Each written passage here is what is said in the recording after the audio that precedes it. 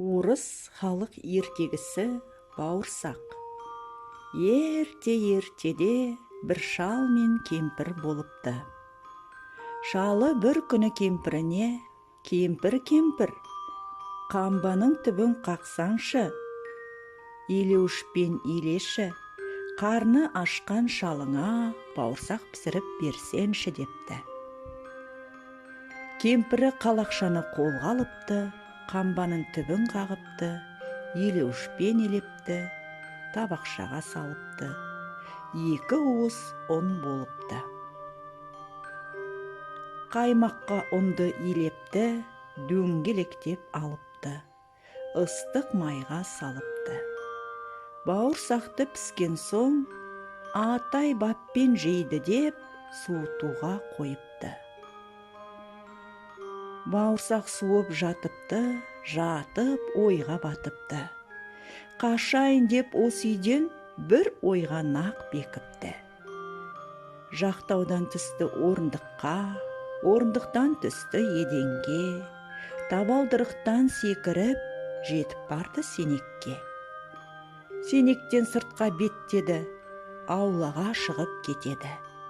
Аулаға шығып алған соң домалақ, соқпақ жолменен ұзай кетеді. Жол бойымен домалап келе жатса бауырсақ, қарсы алдынан тап келді. Ұзын құлақ қоянақ. Сонда қоян бауырсаққа: «Бауырсақ, мен сені жеймін» деді. Бауырсақ оған былай дейді: «Жей көрме мені, қояным, ән айтып берем тыңдағын» дейді. «Жарайды ендеше, айта ғой» дейді қоян.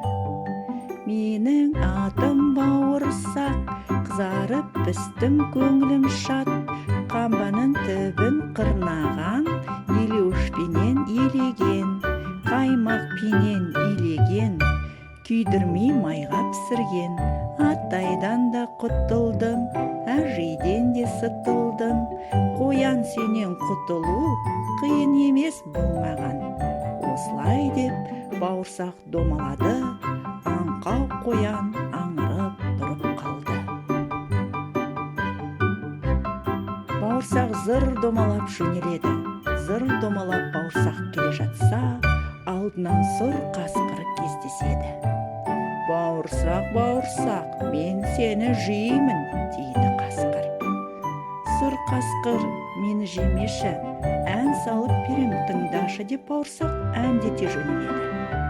«Менің атым бауырсақ, қызарып пістім көңілім шат, қамбаның түбін қырнаған, елеуішпен илеген, қаймақпенен илеген, күйдірмей майға пісірген, атайдан да құтылдым, әжейден де сытылдым, қояннан да құтылдым, қасқыр сенен сытылу қиын емес болмаған». Бауырсақ әрі қарай домалады, аңырып сұр қасқыр жолда қалды. Домалап бауырсақ тағы жөнеледі. Алдынан аю сонда кез келеді. «Бауырсақ, мен сені жеймін» депті аю. «Жей көрме, аю атайым, тыңдашы саған айтайын» деп бауырсақ әнін бастайды. «Менің атым бауырсақ, қызарып пістім көңілім шат, қамбаның түбін қырнаған, елеуішпен илеген, қаймақпенен илеген, күйдірмей майға пісірген, атайдан да құтылдым, әжейден де сытылдым, қояннан да құтылдым, қасқырдан да құтылдым, аю сенен сытылу қиын емес болмаған».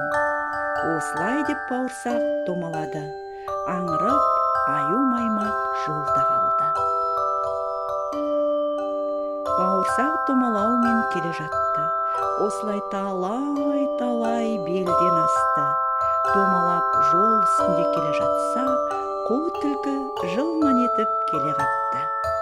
«Бауырсақ, домалап қайда барасың?» депті сонда түлкі.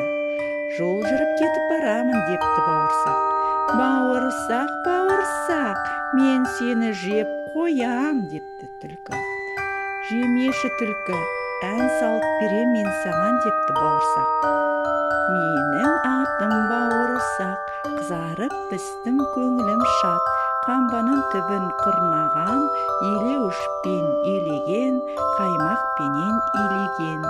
Күйдірмей майға пісірген, атайдан да құтылдым, әжейден де сытылдым, қояннан да құтылдым, қасқырдан да құтылдым, аюдан да сытылдым. Түлкі сенен құтылу қиын емес бұл маған. Әнің жақсақ бауырсақ, нашар еді бұл құлақ. Тұмсығыма шығып ап, айтып берші қайталап, дауыстап бір қаттырақ депті сонда қу түлкі. Мақтағанға мәз болды тұмсығында түлкінің, бауырсақ солай ән салды. Сонда түлкі: тамаша екен үніңде, тағы бір айтшы тыңдайын, отырып алып тілімде депті. Бауырсақ түлкінің ойын түсінбеді, ойланбастан тіліне секіреді. Ап дегенде бауырсақ қу түлкінің аузында әп-сәтте күтіріледі. Мақтаншақтық жақсы емес балалар деген оймен ертегіні аяқтаймыз. Бауырсақ ертегісі әдебиет порталынан. Құрметті ата-аналар, балаларыңызға ертегі ұнаса, лайк басып, каналға жазылыңыздар.